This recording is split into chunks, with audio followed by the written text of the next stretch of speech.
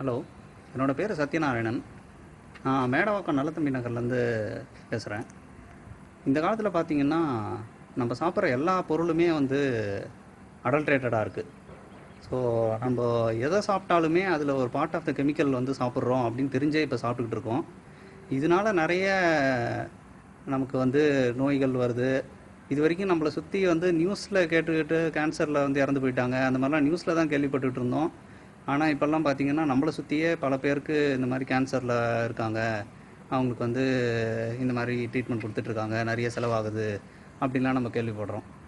So இதுக்கெல்லாம் காரணம் என்ன அப்படின்னு நம்ம பார்க்கும்போது பார்த்திங்கன்னா நம்ம சாப்பிட்ற சாப்பாடு தான். நம்ம சாப்பிட்ற சாப்பாட்டில் இருக்கிற அந்த கெமிக்கல்லாம் என்ன பண்ணுறதுன்னு நம்ம உடம்புக்கு தெரியல, அதனால கேன்சராக மாறிடுது. ஸோ இதை பற்றி நான் என் ஒய்ஃப் கிட்ட சும்மா பேசிகிட்டு இருக்கும்போது, உழுதுண்டு வாழ்வாரே வாழ்வார், மற்றவரெல்லாம் கேன்சர் சாவார்னு சும்மா சொல்லிகிட்டு இருந்தேன்.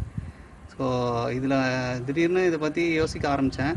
அதனால் இன்டர்நெட்டில் போட்டு பார்த்தேன், இந்த மாதிரிலாம் எப்படி இருக்குது, இதுக்கு எதுவும் வழியே இல்லையான்ட்டுன்னு. அப்போ தான் இந்த ஆர்கானிக் ஃபார்மிங், ஆர்கானிக் ஃபுட்டு சாப்பிட்றத பற்றி நான் கேள்விப்பட்டேன். ஸோ என்ன பண்ணேன், கூகுளில் சும்மா சர்ச் பண்ணி பார்த்துட்டு இருக்கும்போது இந்த மாடி தோட்டம், டெரஸ் கார்டனிங், அதை பற்றிலாம் நிறைய சைட்ஸ் எல்லாம் இருந்தது. அதெல்லாம் பார்க்கும்போது பூவாளி அப்படின்னு ஒரு நிகழ்ச்சியை பற்றி யூடியூப்பில் நிறைய வீடியோஸ் இருந்தது. அதை பார்த்து கொஞ்சம் கற்றுக்கிட்டு, சரி நம்ம இந்த மாதிரி ட்ரை பண்ணக்கூடாதா, நம்மளும் இந்த மாதிரி வீட்டில் செஞ்சு பார்ப்போம் அப்படின்னு இப்போது ஒரு சில கிட்டெல்லாம் வாங்கிட்டு வீட்டில் வச்சுருக்கேன். நானும் மாடி தோட்டம் வைக்கலாம் அப்படின்னு ஒரு முடிவெடுத்து இப்போ எல்லாம் வாங்கிட்டு வந்திருக்கேன். இது பார்த்திங்கன்னா நம்ம தமிழ்நாடு கவர்மெண்ட்டே ஒரு 2-3 வருஷத்துக்கு முன்னாடி சப்சிடியில் கொடுத்துட்டு இருந்திருக்காங்க. அது எனக்கெல்லாம் தெரியல. இப்போ பார்த்திங்கன்னா அந்த சப்சிடி இல்லை, பட் 500 ரூபாய்க்கு ஒரு கிட்டு தராங்க. அந்த கிட்டு பார்த்திங்கன்னு வச்சுக்கோங்க, இப்போ பாருங்கள் அந்த கிட்டில் என்னென்ன வரும் அப்படின்றத நான் காட்டுறேன். இதுதான் நான் சொன்ன கிட்டு. இது do it yourself kit அப்படின்னு சொல்லிட்டு தமிழ்நாடு கவர்மெண்ட்டே கொடுக்குது நமக்கு. இது 500 ரூபா.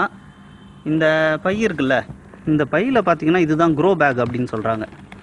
இந்த க்ரோ பேக்கில் தேங்காய் நார் கழிவு அப்படின்னு சொல்கிறாங்க, அதாவது கோகோ பிட். இந்த கோகோ பிட்டு நல்லா கம்ப்ரஸ் பண்ணி இந்த மாதிரி பிளாக்காக இருக்குது. இது பார்த்திங்கன்னா ஒரு செங்கல் சைஸ் தான் இருக்குது.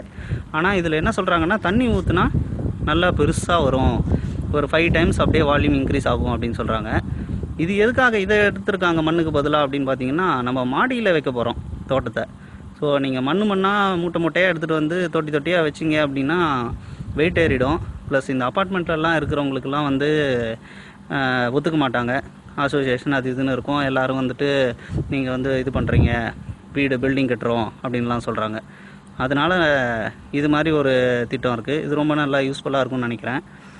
அதுக்கப்புறம் என்னென்ன தராங்கன்னா, யூரியா, அதாவது ஆர்கானிக் ஃபெர்டிலைசர்ஸ், இந்த மாதிரி ஒரு 4 பேக்கெட் ஆர்கானிக் ஃபெர்டிலைசர்ஸ்லாம் தராங்க.